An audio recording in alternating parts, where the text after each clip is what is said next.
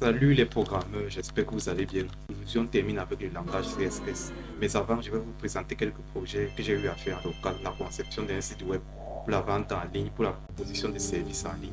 Et également, un site web pour les chapitres que j'ai eu à présenter dans le tutoriel précédent. Pour ceux qui ne l'ont pas vu, je vais encore le faire dans ce tutoriel.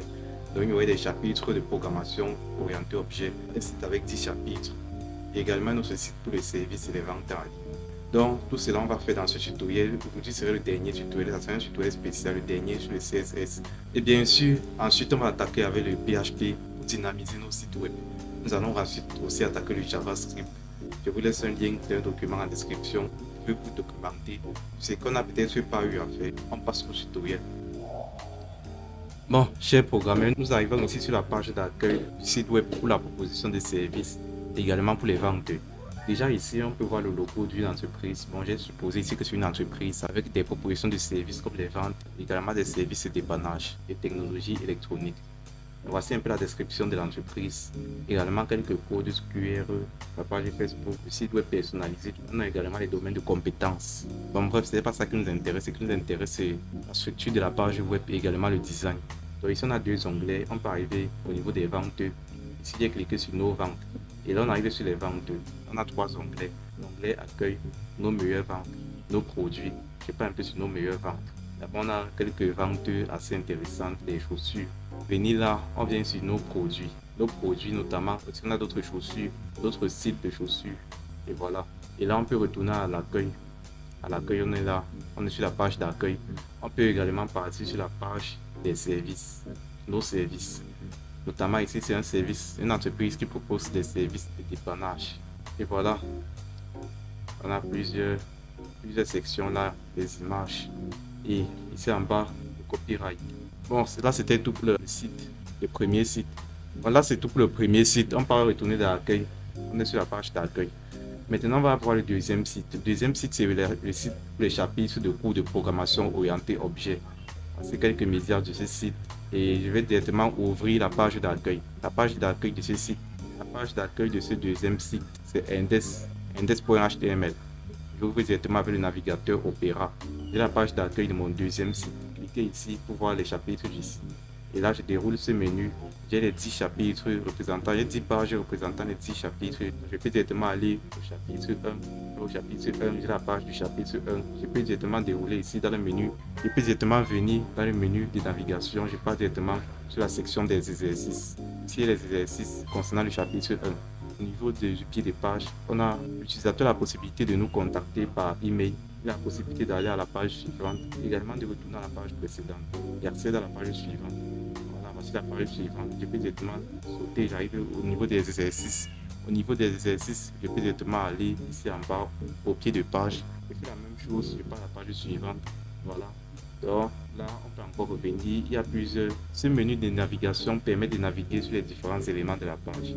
Les différents titres. Ici, on a le grand 1, le grand 2, le grand 3, jusqu'au grand 5. Je passe directement au grand 5. Arrivé au grand 5, voilà, j'ai la possibilité de revenir et partir sur le pied de page pour aller à la page suivante. Donc, même chose pour toutes les pages. Même chose pour toutes les pages. Au total, 10 pages représentant les 10 chapitres. Ici, je suis sur la page 5. Vous pouvez voir au niveau de l'onglet du navigateur qui affiche page 5. Je peux aller directement au niveau des exercices et je retourne ainsi à la page d'accueil.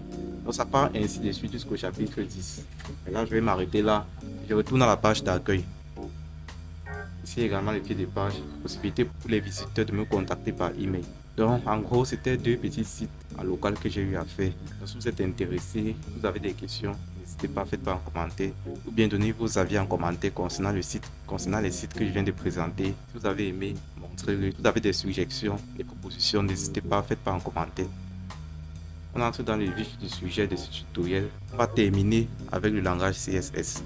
Le langage CSS n'est pas un langage aussi compliqué puisque là c'est un langage de style, un langage de mise en forme. Dans le HTML ici, il faut respecter certaines conditions étant donné que c'est un langage de fond qu'il faut respecter pour pouvoir créer un site web de qualité. Parce que c'est facile de créer un site web, mais créer un site web de qualité, c'est la chose la plus difficile.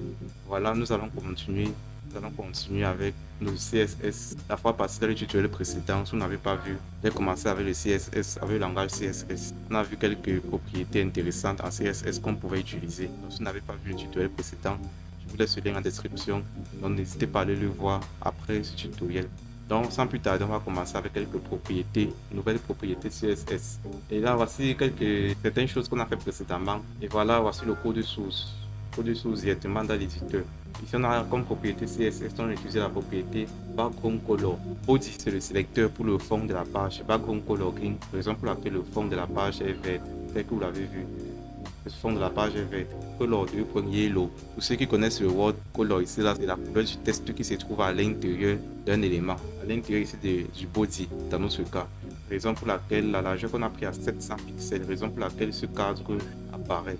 Si on a bien défini pour les paragraphes, les bordures doivent être bleues. Voilà, raison pour laquelle la bordure bleue apparaît sur le paragraphe. Voilà, ici on a aussi la possibilité d'utiliser deux sélecteurs. Donc on peut utiliser une propriété, la propriété color de valeur aqua, et appliquer à deux sélecteurs, le sélecteur H1 et le sélecteur EM, pour les balises dans le code HTML, les balises H1 et EM. Raison pour laquelle ici on voit la balise H1 qui est le grand titre. La balise EM, qui est cet élément-ci, qui est ce petit texte-ci, sont colorés de manière différente par rapport aux autres. C'est une propriété CSS qu'on a appliquée uniquement sur ces deux éléments. Maintenant, on va continuer ici avec les identifiants et les classes dans le CSS. C'est qu'on a fait ici, on va utiliser les balises div et span qu'on avait utilisé précédemment. Dans la balise div, je vais mettre ici un dièse. Je mets dièse et mes blocs. Vous allez voir comment est-ce qu'on va l'utiliser. Dans la balise div, je mets dièse et mes blocs. Ici, là, c'est identifiant bloc. Je vais utiliser la propriété background color, la valeur blanche. Pour mettre la valeur blanche, je peux mettre ceci. Je peux mettre DSFFF. Je mets le point virgule. Je mets également un attribut comme ceci, border 2 points. Je mets ici un pixel solide. Je mets DS00. Pardon, 000. Ici, c'est pour mettre en noir. Padding. Je mets par exemple 10 pixels. Je mets le point virgule. Je vais également utiliser ici une classe de la balise P et la balise span. Pour ça, on va mettre P, on va mettre virgule et on va mettre ensuite span. On met P, on espace, on met span. On met maintenant point et on met test. Par exemple, test red. Je vais mettre en couleur en rouge. Color égale red. Voilà. Ici, on fait un CTRL S. Je vais mettre ce test là plusieurs fois. Je mets cela à l'intérieur des balises div. Ici là, je ferme directement. Je vais mettre une partie de ce test dans la balise span. Je mets cette partie si vous souhaitez créer un site web. Je le mets dans la balise span. Et voilà. Maintenant, ce qui reste à faire, comme j'ai défini ici là, j'ai défini ici l'identifiant bloc. Dans la balise div, on ne pourra pas utiliser l'identifiant deux fois. Ici là, ce que je vais faire, je vais mettre ici là id égale à bloc. Donc je ne pourrai pas utiliser le même identifiant dans une autre balise div par exemple. Il faudra définir un autre identifiant. Tandis que la classe que j'ai mis ici avec le point test-red, je peux l'utiliser dans plusieurs balises. Je peux l'utiliser ici là. D'abord dans la balise P, je vais mettre ici la classe égale à test-red. Pareil ici dans la balise span, je vais mettre classe égale à test-red. Voilà. J'ai test red pour la balise P. Donc ici là j'ai la propriété de la classe test red qui va s'appliquer à la balise P et à la balise span. Qui est fait ici la balise span et la balise P. Tandis que pour la balise div, le contenu de la balise div, on va appliquer ici l'identifiant bloc. Pour l'identifiant, on met d'abord le dièse. Tandis que pour la classe, on met le point. On va mettre le nom. Voilà, je pense que tout est dit. J'enregistre et dans le navigateur, j'actualise. Voilà, lorsque j'actualise dans le navigateur, j'ai certains effets qui s'appliquent à tout le contenu des div. Également, ici on a P span, la couleur doit être rouge, il faut modifier. CTRL S. Et dans le navigateur, on actualise. Lorsqu'on actualise dans tous les éléments, le paragraphe, également, le contenu qui se trouve dans la balise span se met en rouge. Bon, comme ce n'est pas très lisible, là, je vais changer la couleur pour qu'on voit mieux ce qui se passe. D'abord, je vais définir la couleur bleue ici, CTRL S, et ici j'actualise. Voilà. Ici, on va dans tout le contenu est bleu, excepté ce petit contenu-ci qui se trouve dans la balise span. Également ce paragraphe-ci. Dans la balise body, d'abord, on a le background color, le fond de la page qui est vert. On a le color, la couleur du test qui s'affiche sur la page. La couleur est censée être bleue. Maintenant, ici, je peux retirer ça. C'était une erreur, j'ai fait une erreur là, il y avait un petit P. Comme il disait, dans le body, la couleur de la page est censée être vert, le fond de la page est censé être vert. La couleur du texte qui s'affiche à la page est censée être bleu. C'est ça qui est défini. Les bordures 700 pixels, les éléments de la balise H1 et EM, le contenu sera de couleur aqua. Voici la couleur aqua, une sorte de bleu. C'est cette couleur-là qui s'applique sur le contenu, donc les éléments de la balise H1 qui est bienvenu sur cette page que voici. Également l'élément dans la balise EM qui est test mise en valeur que voici.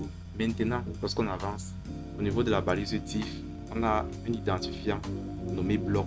Cet identifiant doit récupérer les éléments à l'intérieur de la balise TIFF, mais le fond en blanc tel qu'on le voit là, les bordures en noir tel qu'on le voit.